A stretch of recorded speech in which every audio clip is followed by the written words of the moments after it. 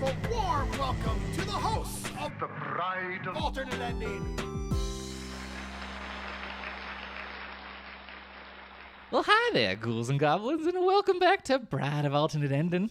I'm, as always, your ghost, Brennan Klein, and with me is your co-ghost, Tim Brayton. How you doing, Tim? What the fuck, Brennan? You said you liked it when I tried. I was not specific enough. How are you doing? This is about how I'm doing. I was going to say, I have the answer to that question, but I still feel propriety and social norms insist that I ask. No, it's been a wild time. Last night, I alternated between heat insomnia and really incredibly lurid and bizarre nightmares. So I am just really off kilter this morning.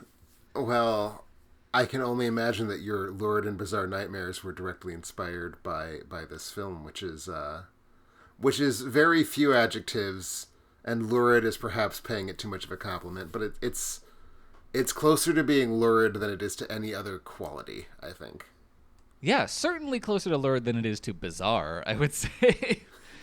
It is a very understandable movie.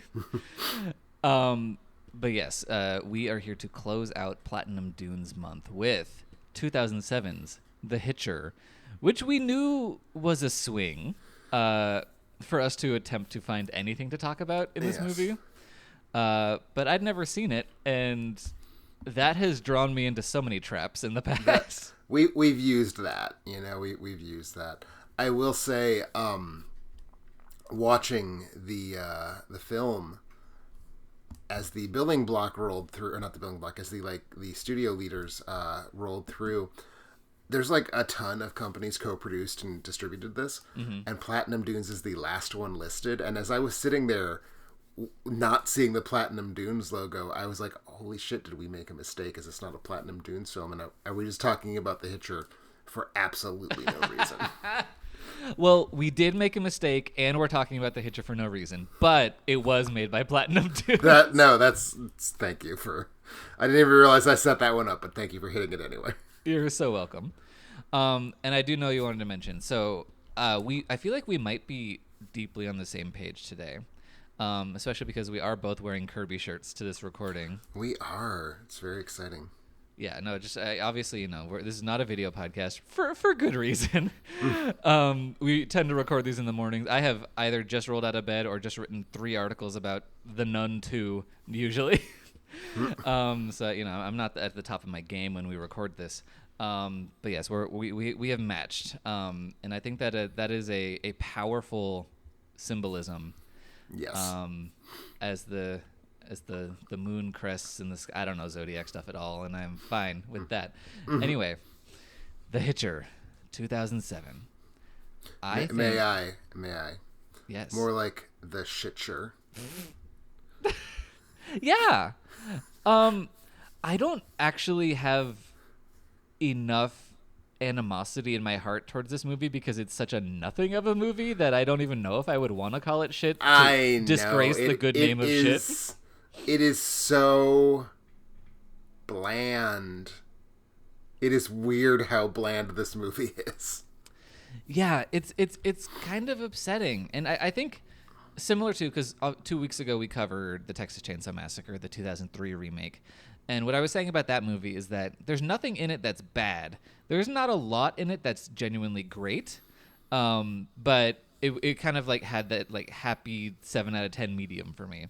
This one, I would also say there's not too much that's bad, but there's nothing that's good.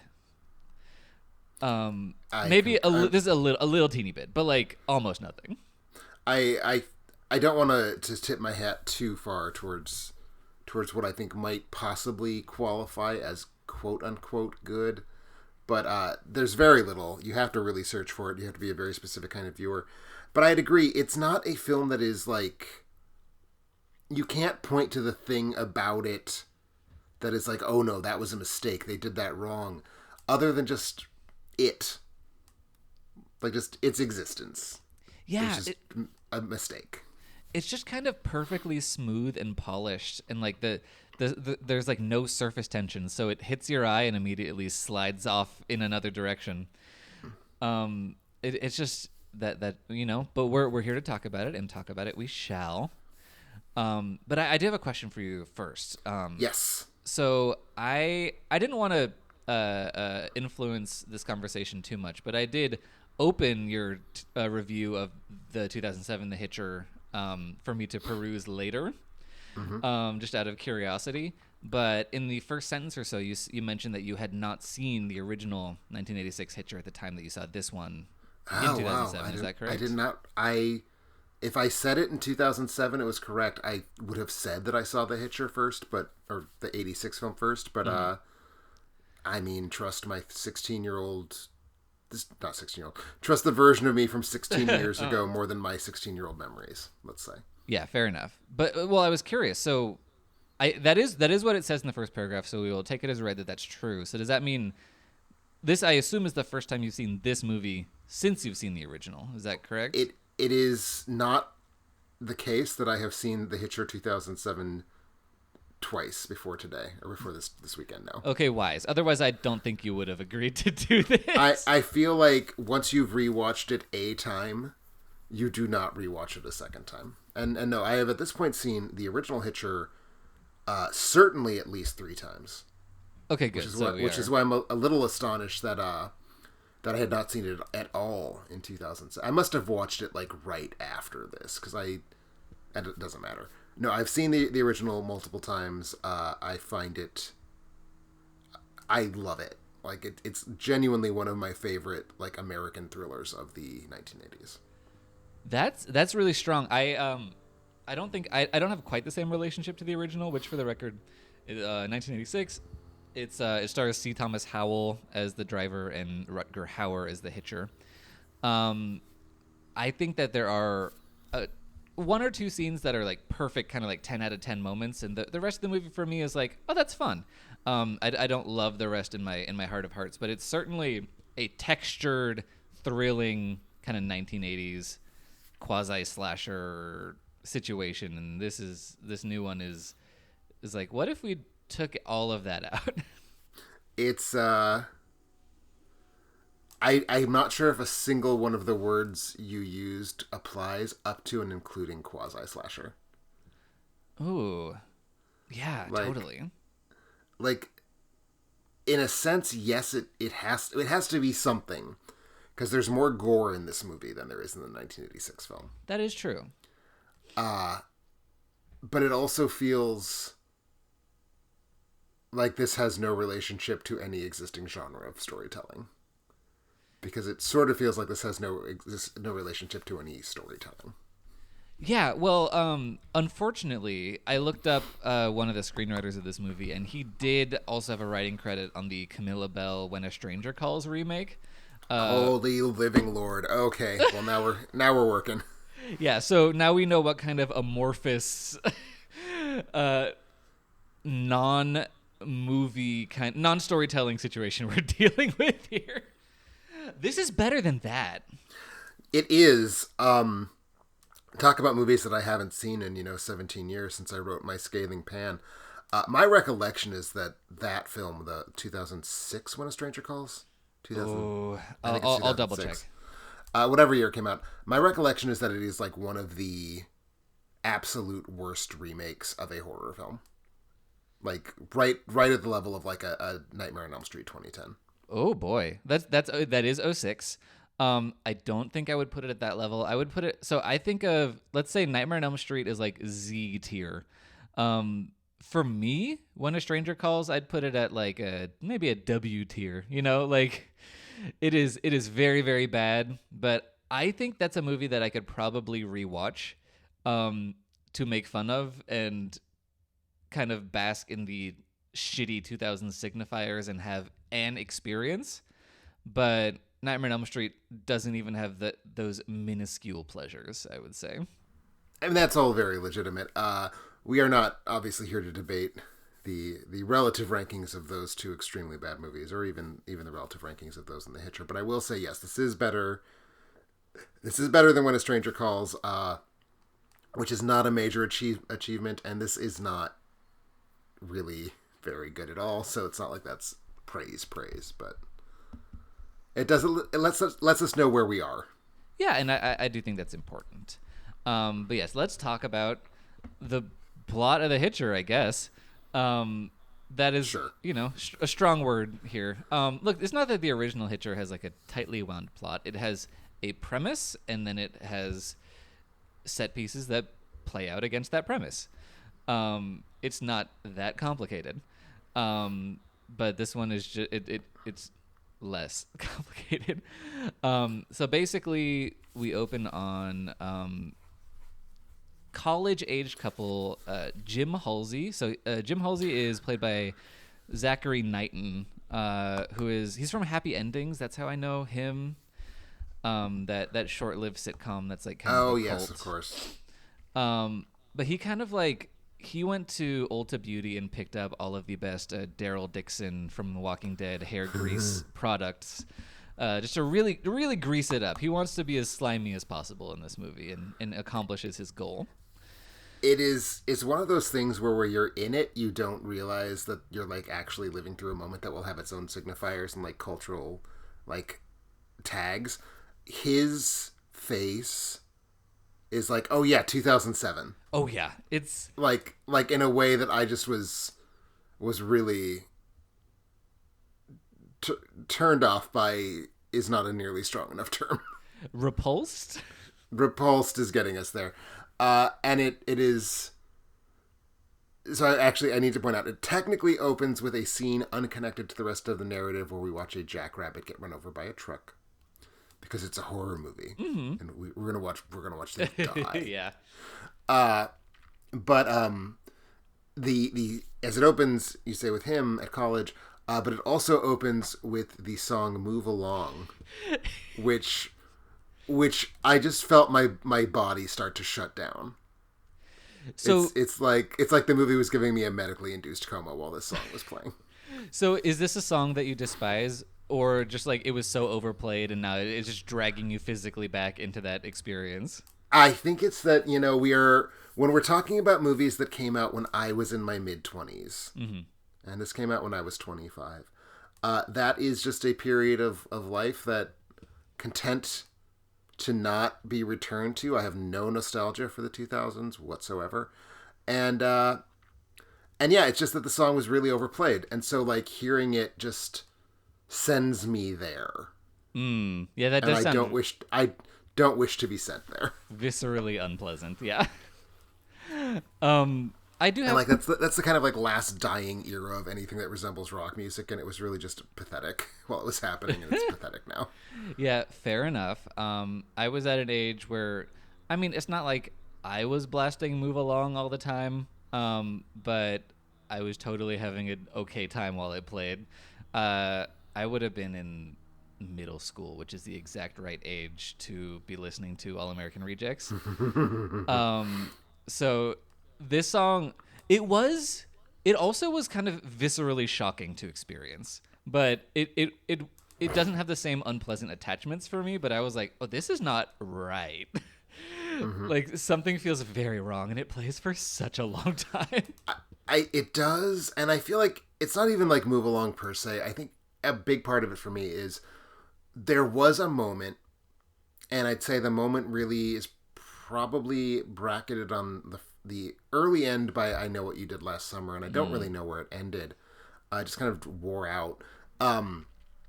Where horror movies felt like they were trying to advertise a Now That's What I Call Music compilation. Yeah, just of new metal fart hits. Exactly, and not that that's what this is, but like that moment when like era really when horror movies just had that kind of awful teen rock vibe. Oh yeah, and I don't rewatch movies from that period because I don't like that vibe, and to just be kind of thrust into it and be like, oh yeah, this was what movies were. This is what they all were for like 12 years. Yeah, and it's so bizarre, and it makes it feel like it's trying to be like a college road trip comedy briefly, and not in a way that like The Bird starts out as a screwball comedy and then turns into a horror movie. It just feels misguided and doesn't seem like it knows what it's doing. I just now realized. So there is a cameo of the birds in this movie. It's playing on a TV now. Oh yeah, there is. And like they thought they were being clever. Oh God. And you just made me realize that. Oh God. I literally didn't even put that together because it's so fundamentally a wrong comparison to make, like a wrong comparison to make positively. Yes. But yeah, so that's what we're dealing with. And this movie does have quite a few soundtrack choices, all of which I would say are exactly wrong. But I would argue are better songs in and of themselves than the average movie that was doing this at the time. That's fair. That's fair. Like I mean, I'll bring it up now, but there is a sequence that is scored to Nine Inch Nails' "Closer," which is deeply a mistake. I don't know what the fuck they were thinking. I mean, keep in mind, this is a music supervisor who felt content with our very first impression of them being in this movie about a car. They're going to listen to Move Along. Yeah. Isn't that clever? It's a pun. It really is. They're moving along. You know, life is car. a highway, Tim. Anyway, so we have mentioned Jim, but we have not mentioned Grace Andrews, played by One Tree Hill's Sophia Bush, fulfilling the kind of CW type quota there. Sophia Bush, I think, is an actor who has done who's given more interesting performances as an adult, because I think she grew into kind of her scratchy, smoky voice, but was just like a hot piece du jour at the time. Yeah, like that is absolutely sort of the thing she brought to this movie. I know, looking at her filmography, that I have seen a couple of these later things, but I feel like she exited my frame of reference fairly quickly after this. So I'm curious what your picks for her, like, adult era acting that is worth sort of poking at would be. Well, I would say the best thing that I've seen her in is the TV series Love, Victor, which is a spin-off of Love, Simon that improves on Love, Simon in every conceivable way. Easy to do. Yeah, easy to do. But yeah, she plays the kind of new stepmom kind of character for one of the teen ensemble members of that show. And so it's her, giving genuinely good advice, but also like trying to navigate a very prickly situation. And also she is dating this dad who the single father, but he's also like got a very complicated relationship with his daughter. So she's trying to like not pick sides, but also support the daughter. And I think she navigates that performance really well. Okay. But yes, anyway, so this is Sophia Bush. She is plainly hired to wear the tightest outfits ever conceived for cinema. Mm-hmm. She's basically wearing a pleather condom in this movie. Yes. It is so tight. Like you would need a potato peeler to get out of those clothes. It is a lot. Yeah. And it's what they were. It's what the movies were doing at this point in time. Yeah, and that's not really a complaint. I don't have any sort of prurient interest in that, but I enjoy the exploitation of the human body as long as everyone involved is on the same page and having a good time about it. Sure. Where it's like, look at how sexy I am. I'm wearing these outfits. That's a great move for a movie to make. But yeah, it is wildly tight. It's wildly tight, and I think it's weird for the movie to do that. We'll get there. We'll get there, and then I will explain why I find the character doesn't feel. The character feels like a prop at this point in the movie, and the outfit is part of the reason why, and that's sort of where I will leave that. Yeah, very much. Well, I would say the reason she's here in the first place. So she's basically an analog to the Jennifer Jason Leigh character from the original movie. But Jennifer Jason Leigh doesn't show up until like halfway through the Hitcher in the original. Yeah, no, like this character, the Sophia Bush character, is the element of the new film least grounded in the original film, and like everything that happens in this film is more or less in the first film, in some sort of like refracted funhouse mirror way. Sometimes it's a pretty much one-to-one lift. Sometimes it's a bit more kind of amorphous and vague. But the female lead in the original is someone he meets along the way. Here they're already dating when the movie starts. Yeah, and that's a substantial shift. It's substantial, and it really has almost no impact on the plot. It's clearly just made so we can move up seeing her in a tight tank top much sooner. Right. Which is, like I said, not a problem in and of itself, but it does kind of get in the way of the first act of the movie in pretty considerable ways. It does, and like for me, a big part of that is the original film. Part of what I love about it is it just has this sense of like being a waking nightmare, and I think you need to have the protagonist be alone at the start to help like set that up. Yes. Here it becomes like you said, sort of this college romantic road drama thing for the first chunk of its running time, and it's just strange, and it has no tone, and it is pulverizingly uninteresting to watch while we're just kind of seeing these two characters interact. So, but you seem to also have thoughts about like what exactly is like structurally wrong about this. So I'd be curious to hear what those are. Yeah, well, I think so.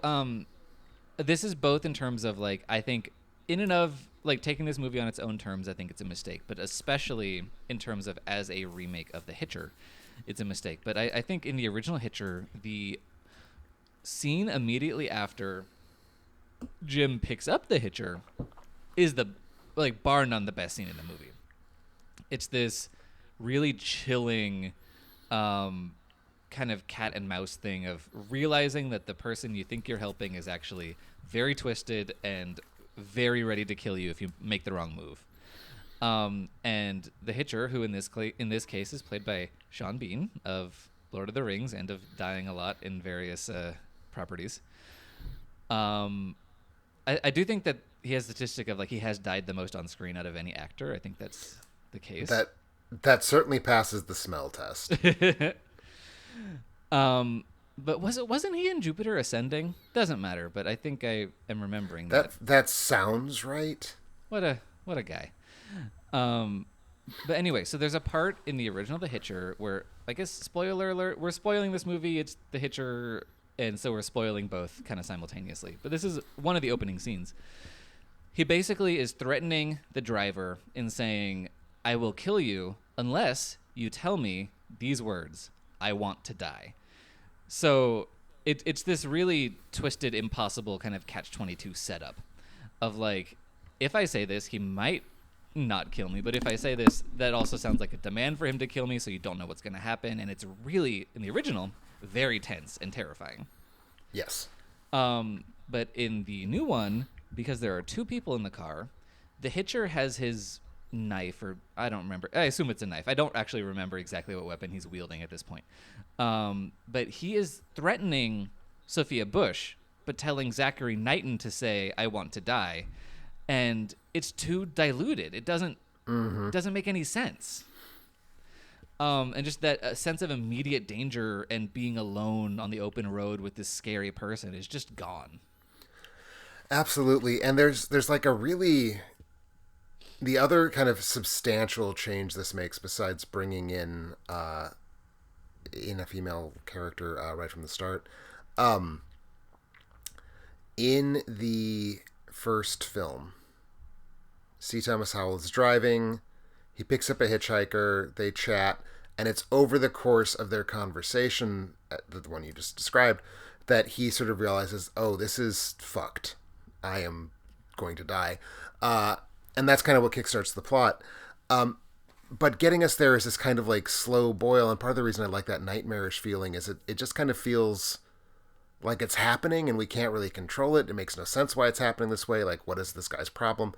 But it gets us there in part from this trigger of like, he's driving on the open road at night.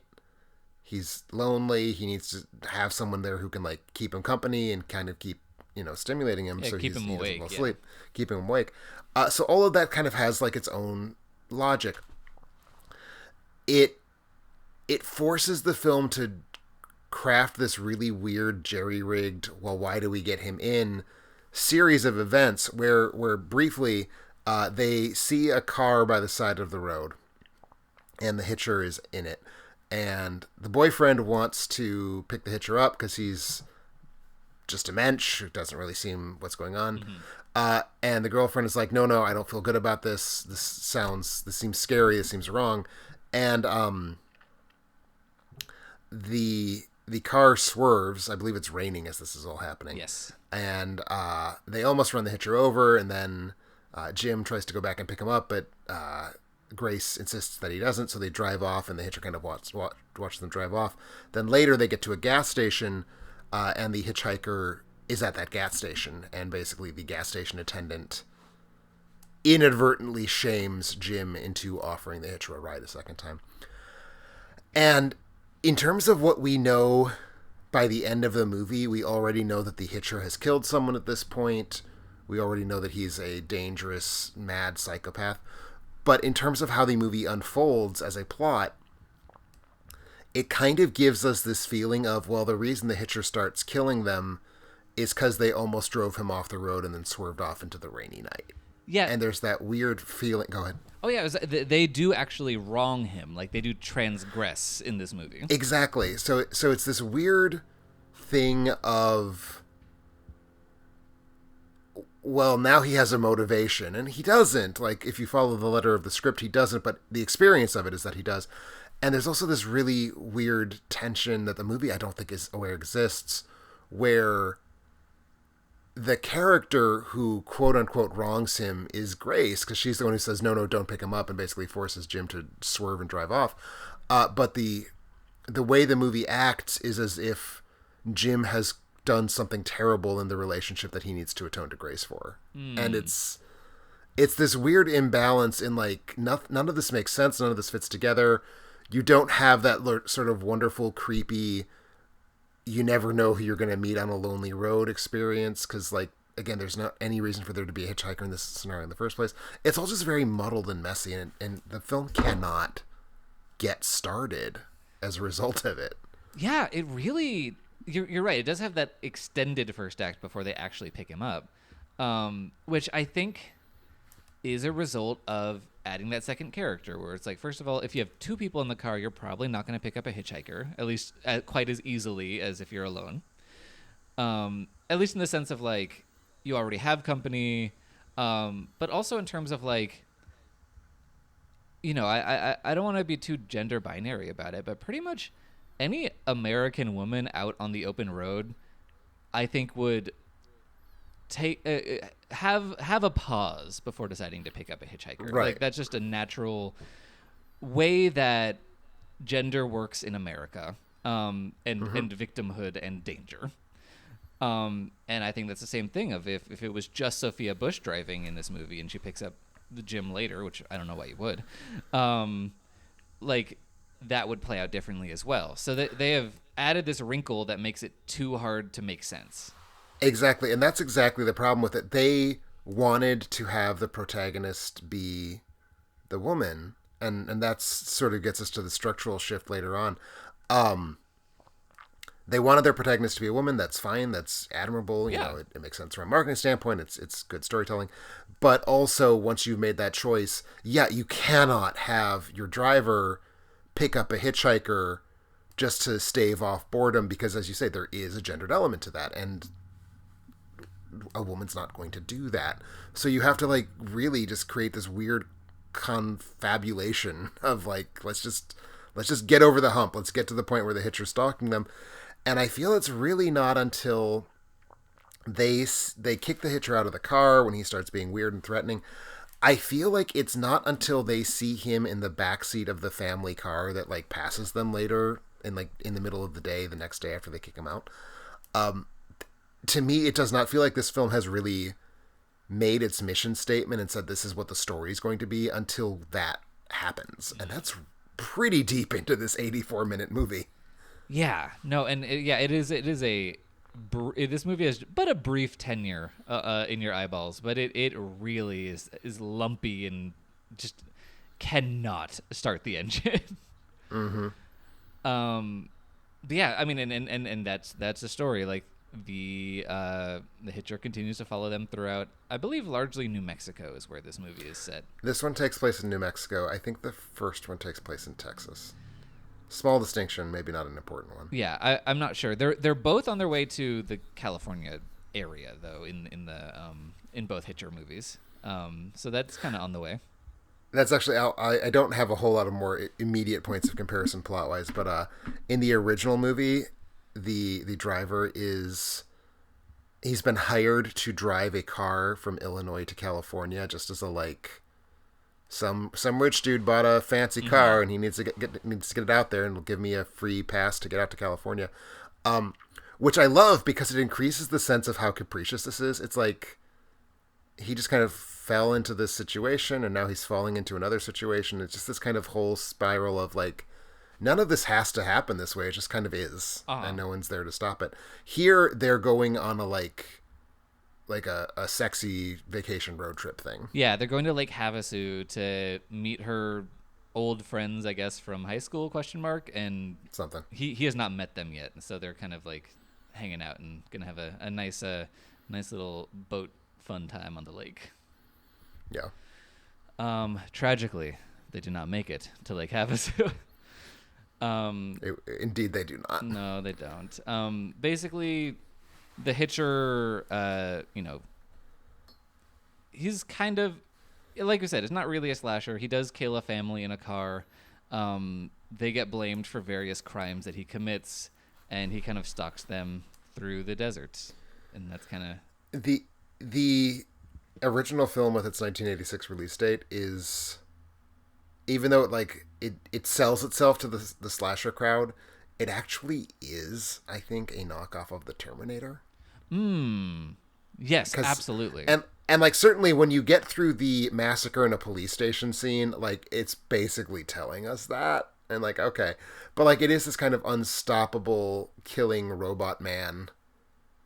And that's kind of what we get here, except like making a knockoff of the Terminator in 2007 means a different thing than it does in 1986, and this is therefore no longer a Terminator knockoff, but it's also not really a knockoff of anything else. It's just kind of this slurry of scenes of the Hitcher like popping up like a demon Bugs Bunny to continue tormenting them as they arrive at different locations. Yeah, basically, and that's just kind of it running through the end. And will one or both of them die? You'll just have to find out. Oh, yeah. That's kind of what we're dealing with here. Well, so since we've introduced him, should we talk about Sean Bean as the Hitcher? Like what he's doing, how he's operating in this movie? I mean, we might as well. We need to at some point. Yeah. What do you make of him here? I mean, I feel like when I don't remember how I felt when this project was announced, but like on paper, you give Sean Bean the role of this just inexplicable killer, like character who just kind of shows up and just decides for no reason given, I'm gonna kill you. Sean Bean should be able to handle that role very, very comfortably. And it's just kind of boring. And I don't know exactly what went wrong in his performance. It's maybe too much that he just seems like he keeps making angry faces. Like his granddaughter was like, be a monster, and he goes, "Arr," and that's kind of like what the performance seems to be for a lot of it. And it's tiresome to watch. And there's no real sense of like, Rutger Hauer, he creates a standard of just kind of like otherness and weirdness and like some sort of lizard in a human skin stuff that like no actor can match that, and that has been the case, multiple times. But like there's just this kind of weird sense that the Hitcher in the 1986 film is like this alien being just toying with the driver because it's amusing to him to do so. And Sean Bean is playing a person. Yeah, which is a mistake. Which is a mistake. and he's playing a person who's just not interesting because he's just one note, and that note is I'm a serial killer, blah, blah, blah, blah, blah. And where do you go with that? And you don't. Yeah, well, because the whole point of the Hitcher is that the Hitcher is unknowable. The Hitcher is the truck in Duel, but just in human form. Absolutely. Exactly. But Rutger Hauer, like you said, Rutger Hauer can do that. Like, the thing about Rutger Hauer's Hitcher performance is that Hitcher knows himself. We just can't know him. Right. In this Hitcher, it's just like, go girl, give us nothing. It's just it's as bland as the rest of the movie, unfortunately.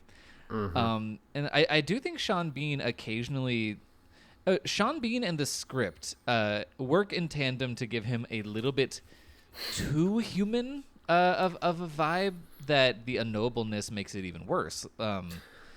Like we were talking about with the fact that he kind of sort of almost has a motive in this movie.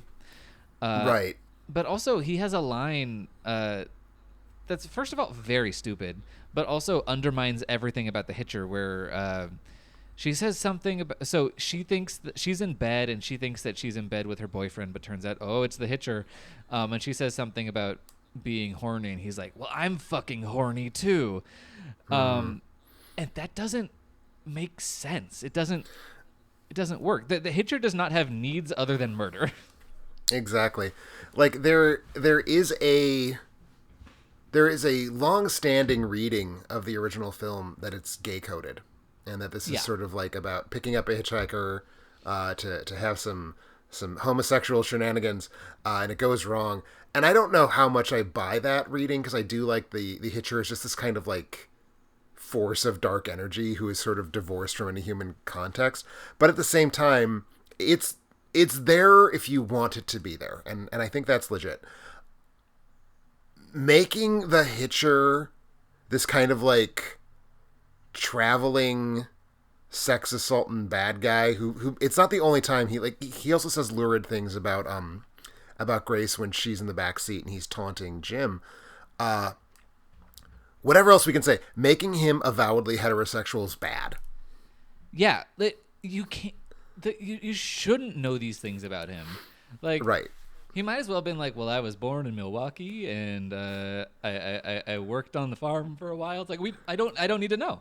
I don't need to know this. I don't need to know this. I don't need you to be motivated by this desire to like attack. Not Sophia Bush. Like that's not what you are. You are just a kind of entity, and he becomes less of an entity in moments like that. And then, as you say, the fucking horny 2 line is just bad screenwriting. It's a bad line. You can't deliver it. Yeah, and it's a combination of the choice that he made wasn't great for the movie, but also what choice could he have made given what he was given at the same time. Yeah. Which is just a bummer. But I think I have something I think I would like to say about the movie that is positive. I think this is the Please time do. where we should kind of rise above it. I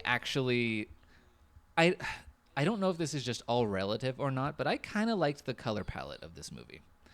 That is the thing that I think is unambiguously working. The cinematography is good. Yeah, it is, isn't it? Like, it does have a bit of like a yellow tinge to it because you had to have a filter if you were a remake. But it's got these, especially if you're a Platinum Doom, it's a remake. Jesus Christ, yeah. But it's got these bright blue skies, this like really lush green scrub, which I've never been to New Mexico. I don't know how green it actually is, but I was like, okay, I like seeing green. But then the road is like this really dark black, and so are the storm clouds. There's just like when I feel like in the era of these types of remakes, like the Texas Chainsaw was so, slate gray and blue and just very toned down color palette wise. Like, it must have felt like you were Dorothy stepping into Oz watching The Hitcher. Just how relatively colorful it is. And I thought it looked really nice. No, it looks really nice. I like the colors. I love the grain. Like, there's a kind of... Like, it does have that post-Texas Chainsaw 03 thing where it does feel kind of, like, gritty and dirty, but not, like, in a sweaty, humid way. More just in... Well, it's the difference between New Mexico heat and Texas heat. Like, it's a dry heat. that this movie feels like it has sort of pervading it. But no, I do love that about it. It looks really cool. And just for the record, this was shot by James Hawkinson, who mostly a TV guy, cinematographer on only 3 movies. The other one of which is also a Platinum Dunes film, The Unborn. But he did do some additional photography on Aliens versus Predator Requiem, which was shot by Daniel Pearl, who shot both Texas Chainsaw Massacres. So there's a kind of all in the family thing going on with this guy's career. That is kind of neat. Tragically, Aliens vs. Predator Requiem is one of the ugliest movies ever to make it to the screen. It's, to be fair to it, and this is the only thing I can say, and it's partially just because I want to give Daniel Pearl benefit of the doubt. It's ugly in a way that only a film is trying stuff that's going wrong can be. It's not ugly in a lazy way. That is very true. If that movie was a remake, that would be in contention for my Z tier. That is genuinely one of the most unpleasant viewing experiences I've ever had. Just an atrocious film. Useless movie. Yeah, Jesus Christ. Anyway, yes, good things about The Hitcher. Do you have any you want to add? It looks nice. I like that. I like that it's short. Yes. I like, in principle, I root for Neil McDonough, who plays the sheriff who thinks these 2 kids are on a killing spree, but then he starts to realize, no, it's not these 2 kids. There's got to be something else going on. This doesn't make any sense if it's them. Mm-hmm. I don't think it's a good character, and I don't think he's giving a good performance. I'm glad when Neil McDonough got a paycheck, basically. Yeah, Paul Blart Mall Cop 2's Neil McDonough. Why not? Yeah, I find him easy to root for. He's a kind of weird looking character actor, and I like weird looking character actors. Yeah, he's not exactly wasted in this movie, but he is kind of barely there. Yeah, no, good for Neil McDonough. Also, to that end, Keith Dudemeister from Scrubs has a tiny, tiny role as one of the deputies that captures them at one point. Yes. Another thing I liked about The Hitcher is that there's a part where they're hiding in this kind of shed in a abandoned car lot. Maybe not abandoned, but it is currently empty. And Sophia Bush is peering out of this kind of opening in the corrugated metal siding. And there's this giant ass spider web in the foreground with this big nasty looking spider that's right in front of her face. And it never jumps on her, and she never brushes into the web, but just the fact that it did kind of get my hackles up for 2 solid minutes of the movie. Oh, nice. I can't say that I really clocked that moment, but I also am very jejune about spiders, so that might be. Okay, yeah. I've heard of it. Yeah, no, it's definitely I feel like it's hard to miss. But yeah, it feels like just big and gross and nasty spider, and I mean, if it happened deeper than 2 minutes into the film was not really commanding nearly as much of my attention as it wanted to. Oh yeah, this was late Act 2. Yes. I will have another asterisk good thing to add about the movie. It has a nice mix of, this is R-rated gore, and we went through a dry spell for gore effects, I think, between the late 90s and the early 2000s. It's it was nice to get to see movies be able to be yep, he just ripped a guy's throat open. Let's really kind of let that happen. The asterisk being, still to praise it, it never tips into a post-Saw, we're just going to wallow in blood. Mm-hmm. It's more just it's there for the storytelling. But it's giving the storytelling some weight and some ugliness. The asterisk is that the film's biggest gore effect is a moment that is so wildly inferior to the analogous moment from the 86 film that I cannot possibly give it my full credit. Yes, that is very fair. And I would also unfortunately add to that, I think that the big throat slash moment, it looks very much like a prosthetic to me. It's not particularly well rendered. We're okay, they just slapped something onto the neck that's already there. That's fair. That's fair. But it's still just nice to have these things around. And I think the gore moment that works the best is when Jim is trying to help the dying father in the family car that's just been attacked by the Hitcher. I believe his carotid artery has been slashed or something, and there's just kind of Yes. blood spurting, and he's trying to keep him alive, and I thought that worked really well. I think that works well. Low key pick for my maybe favorite. Barely even qualifies as a gore moment. It might literally be CGI, but when Grace sort of has her gun inadvertently trained at a police officer, and then the Hitcher shoots the police officer with a sniper rifle from over Grace's shoulder, and it looks like she just shot him in the forehead. The bullet hole appearing in his forehead is well done. Yeah. No, there are. It's for the most part quite solid and used sparingly, but in reasonably effective ways. Yes.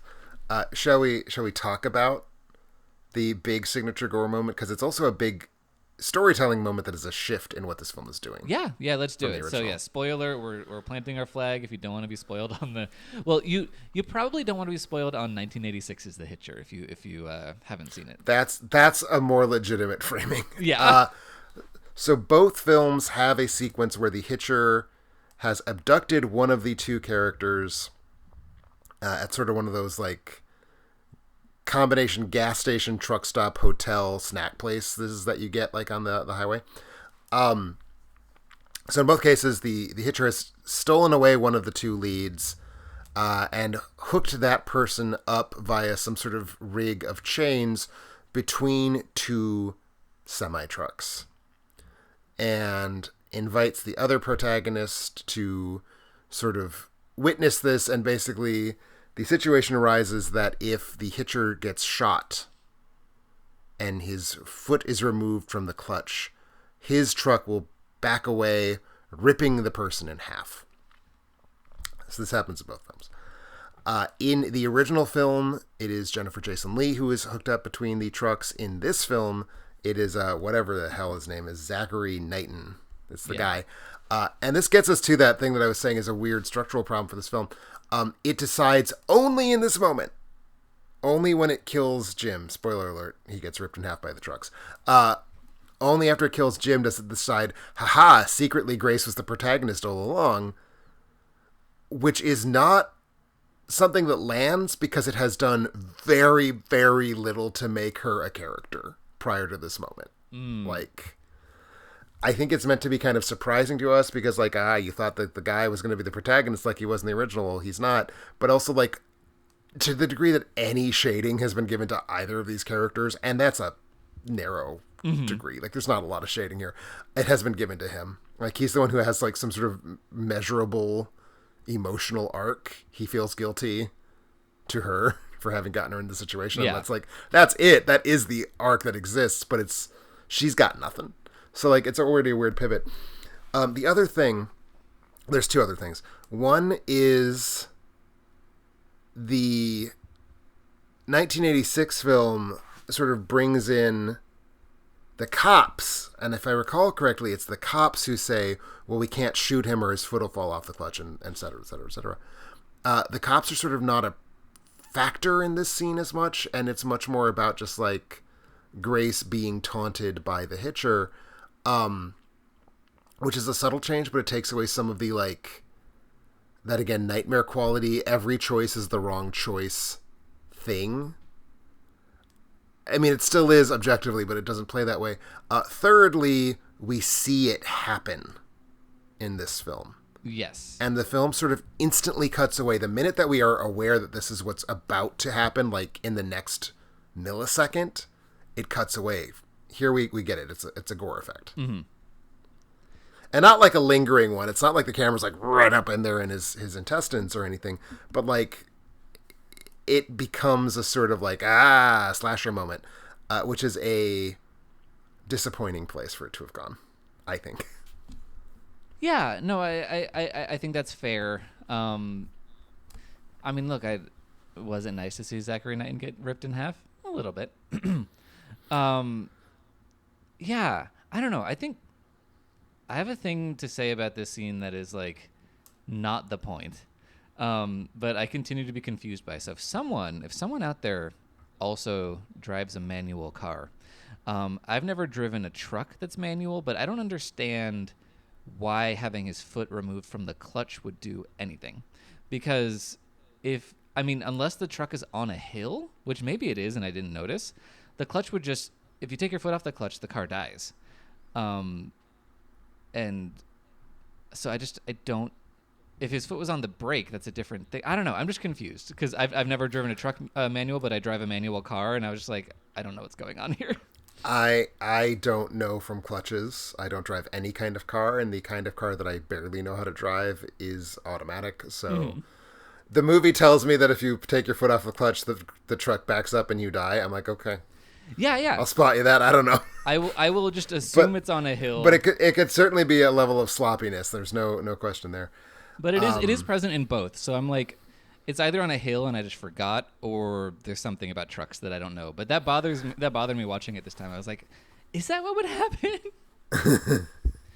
Because you either need to have the car in neutral. Well, clutch and neutral are the same thing. Right. Yeah, so clutch just puts the car in neutral. So if it's already in neutral, so it would be actually, rolling.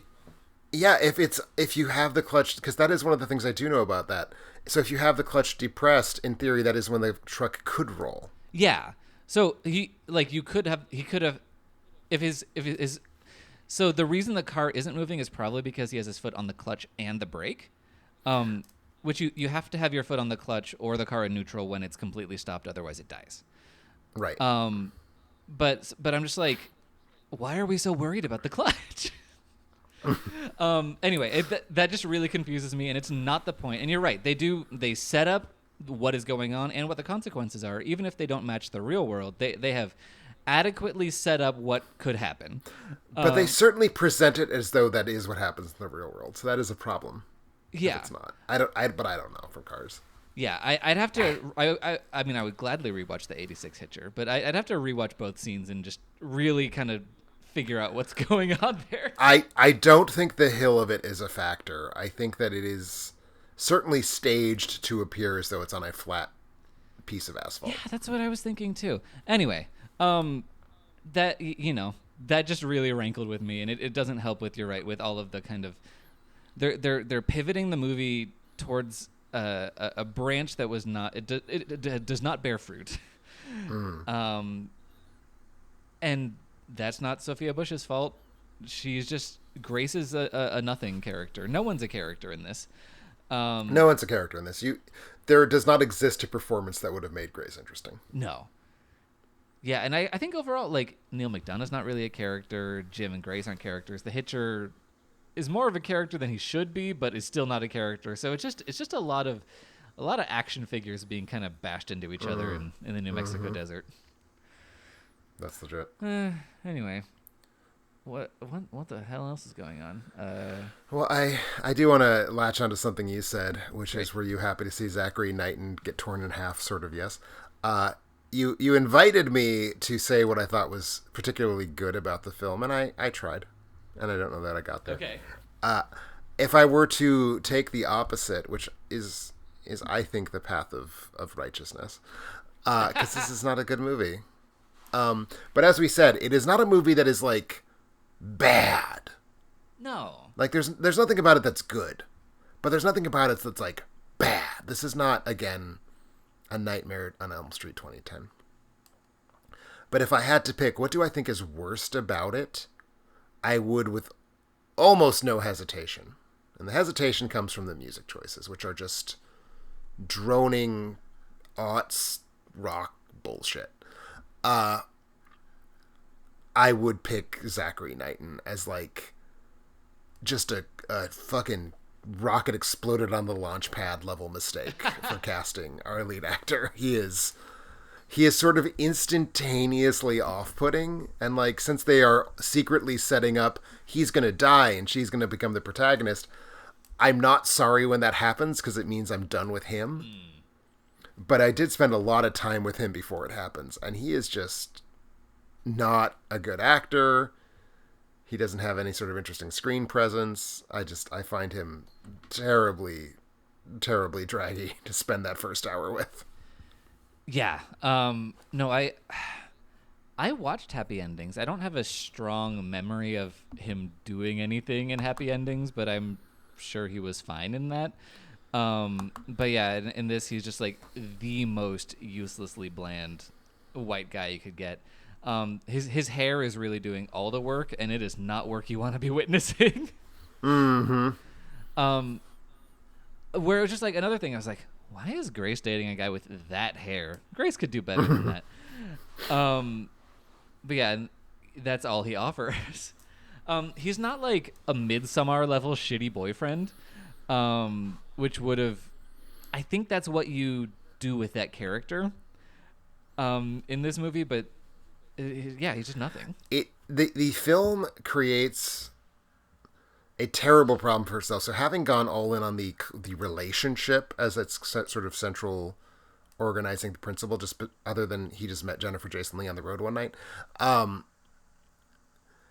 it wants us to have some sort of buy into the relationship in order for the rest of it to like have any kind of resonance. And it's one of those things where I just cannot imagine what is the dynamic between these two people on a day when they are not being chased across the desert by a psychopath. And that's brutal for a film like this. Like, I need to know what their relationship is like. I don't. I get one hint, which is that he knows the face she makes when she has to pee but doesn't want to like say please stop so I can pee. And that is the solitary thing that tells me that these people have a past together. Yeah, that is at least a very human thing. Where I was like, oh, that is like observed behavior. Like, oh no, it's a nice choice. If this was a good movie with good characters going through an interesting plot, I'd be like, that was a sweet moment. yes, But it's not, so it's like, that was a waste of my fucking time. Why did you put that in your stupid movie? yeah, and I think that's the type of thing that, well, because there's not that much friction. There's not friction in their relationship before the Hitcher shows up, unless I'm like misreading it or misremembering. So the way that he plays that is just wrong, because that is like a playful, annoyed thing, but he seems like kind of actually mad about it. And there's like a bitterness to it, and he's just kind of waiting by the car in a huff, and I'm like, okay, calm down. What are you bringing to this relationship? And then the rest of the movie is like, what if she was changing in the passenger seat? Wouldn't that be something? But yeah, like, and that's the thing of it, is like, I don't know if he's a shitty boyfriend. I don't know if he's a good boyfriend. I don't know what she sees in him, because the film doesn't give me any of that. It just sort of expects that we will have bought in because they are dating. And so we will assume that that's good for both of them, because why not? Yeah, and I think they thought Move Along was doing the work of like, oh, they're having a good time and they like each other. Honestly, that's accurate. Yeah, because it does feel like I said, like the beginning of a college road trip. Like she's like, he calls her on their flip phones and he's like, you're late, and she's like, oh no. So she's like running out of the dorm with her suitcase, and Move Along is blasting, and then they're driving, and it's all very exciting. And they might play Move Along for longer than the duration of the song Move Along. They definitely do like a sort of remixed, recut version of Move Along. I should tip my hat. It's not actually been 16 years since I've heard it. I show the music video in my editing class as an example of like, look at various ways that you could do editing to make music videos interesting. So I'm actually pretty familiar with the song. But that's a different context. Like, emotionally, I'm not dialed into it. Yeah. But no, it's definitely like a weird, like, we're going to take the middle third and put it like at the 10-second mark, and then we're going to kind of swap it around. It's very clumsy, and it does feel like it goes on longer than the song does. Yeah, and because they keep going back to it, because I believe that so it does play when she's getting into the car, and then I think we have the pee moment, and then I think it starts back up. It absolutely does. It's like a sort of, it has the cadence of like a comic beat where like the song stops, the montage stops, she's going pee, and then they all resume, but it's not comic. No, it's in the movie for some reason. Oh yeah, it is rough. It does feel, again, even as someone who like vaguely likes the song Move Along, it's just punishing. It is. Also, like, the whole movie is very choppy and it's cut too fast, but the Move Along sequence is cut like in a really ungainly, rhythmless way where you're just like, it just feels like so hard to know what you're looking at, because it just like jerks you around through the scene kind of at random. Yeah, and in general, I would say the editing is not particularly strong. I think a lot of the time I had a really tough time getting a grasp of the sense of space or geography overall. Yeah, no, it is. The movie is cut too fast. Yeah. And it's easy to blame the Michael Bay of it. But it is. And it's never good, but it's sometimes worse, and I think it's worse. It's weird how many of this film's worst tendencies are on display in those first 5 minutes, so it really just makes just the most absolutely abysmal first impression. It really, really does. But also we have you did correct me about the rabbit being run over as the first thing, but actually the first thing that we encounter in this movie is a chyron talking about how there's 42,000 highway deaths in the U.S. a year, which That's right. is meant to be ominous, but is one of the stupider things I've seen. Because it's like, what percentage of those 40,000 do you imagine to be someone stalking and murdering? First off, does this qualify as people dying on the highway? I don't even know if it does. Yeah, he kind of dies at a rest stop. Right? But like it's such a weird thing because it's clearly like you're going to see one of those 40,000 deaths now. It's like, I'm not, though.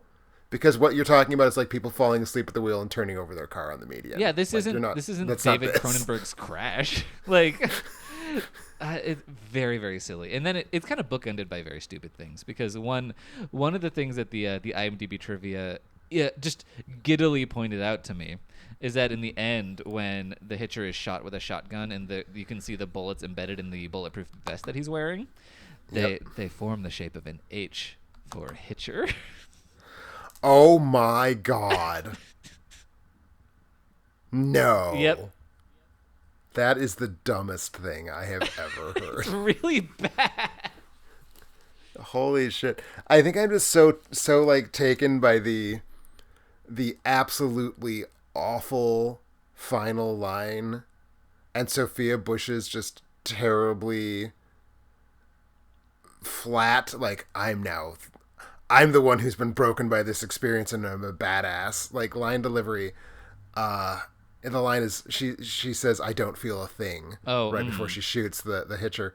I think I'm just so taken by what an absolutely grotesque piece of screenwriting that is, that I kind of have to close my eyes and just let the soundtrack wash over me. You have to move along.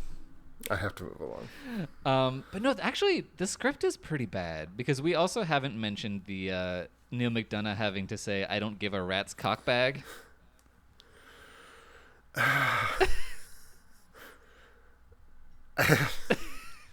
I'm all for creative swearing, but what's a cockbag? Does he mean like a codpiece? I assume he means testicles, like the scrotum, but it's just you don't put your cock in your scrotum. No, of course not. I mean, look, and would the line "I don't give a rat's ball sack" have been better? Marginally enough that we would not necessarily be having this conversation about it. It would have been legible, and you would have moved on. Yes. But it really makes you think, and not for any good reason. It's like, is this sort of some colorful New Mexico slang with which I'm unfamiliar? I don't believe so. Go to Albuquerque and I just greet all the locals with, "Hey, how you doing, cockbacks?" Maybe. Maybe it's like a chastity device. I don't know. But yeah, no. So yeah, there are some problems with the Hitcher 2007. Go figure. Indeed.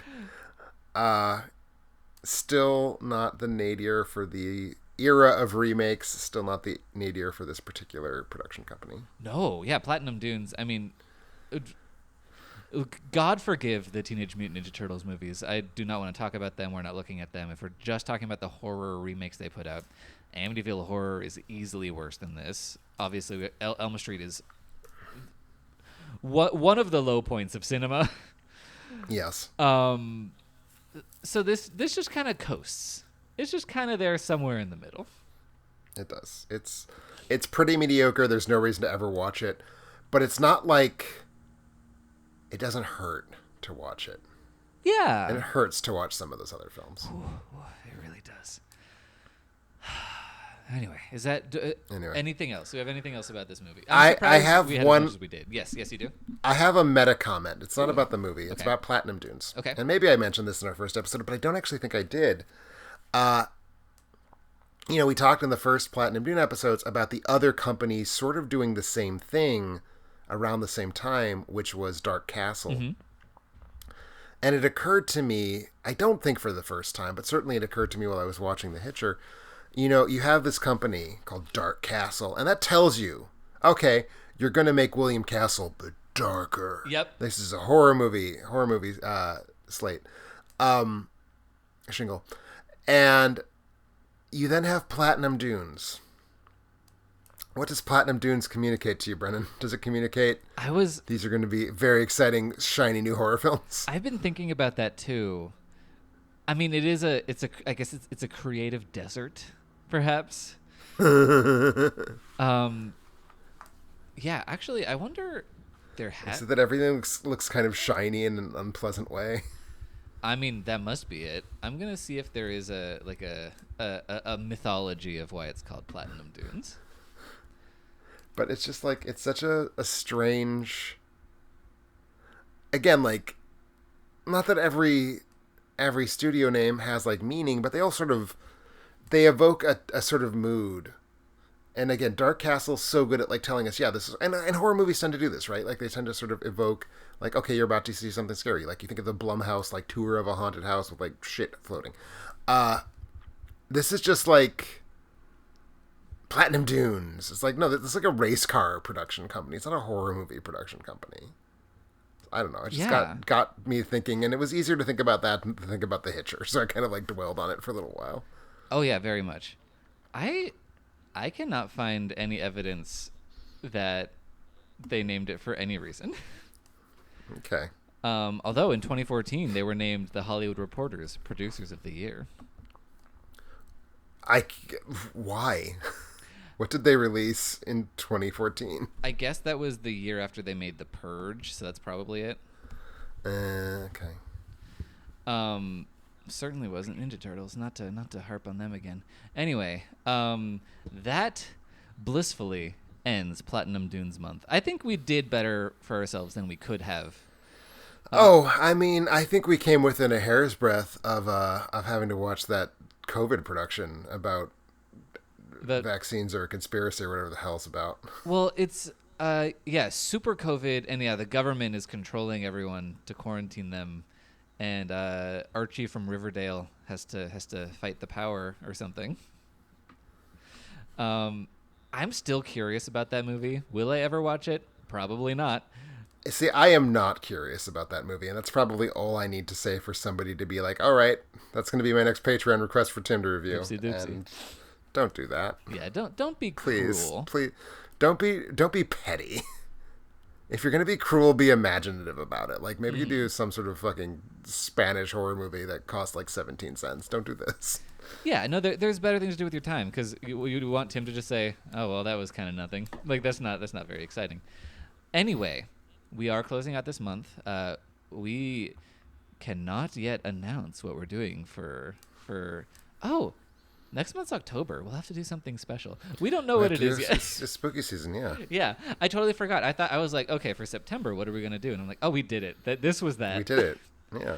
I am Billy Pilgrim. I am unstuck in time. But yes, if you are on the Patreon, you can find out first what topic we're covering and vote for the first movie that we cover as part of that topic. And if you're not on Patreon, you can get on Patreon. There is a link in the show notes, and you can also be part of that exclusive crew. But until then, you can find more of my reviews and Tim's and more podcasts and everything at alternateending.com. This will have happened by the time that this episode comes out, but my review of the new After movie should be published, God willing, by that point, and I'm very excited. I'm very, very excited. I don't know if this will have happened by the time the show comes out or not, but I will eventually start seeing and writing about movies again. That does. I'm hoping to make The Nun 2 my re-entry to film reviewing. As it should be. Anyway, goodbye, everybody. Thank you. Bye. She beat me.